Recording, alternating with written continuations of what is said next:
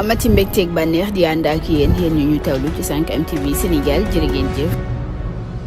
jaajëfal nañ leen suñu mbokk internet yu 5M TV Sénégal ñu àddu ci xibaar yi lee ca accident ba am foofee ca Louga ñu ñuy xamal ni sax juróomi nit rek ñoo ci daal di faatu tey ji la sax nag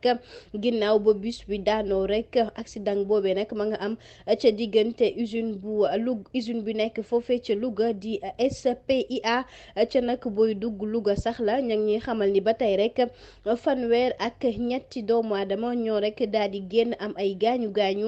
ginnaaw bu ñu sukkandikoo ci suñu nattaango yi leen di waa Seneweb ñu ñuy xamal ni ñooñee sax am ay gaañu jamono ji nag ñoo nga foofee ca hôpital régional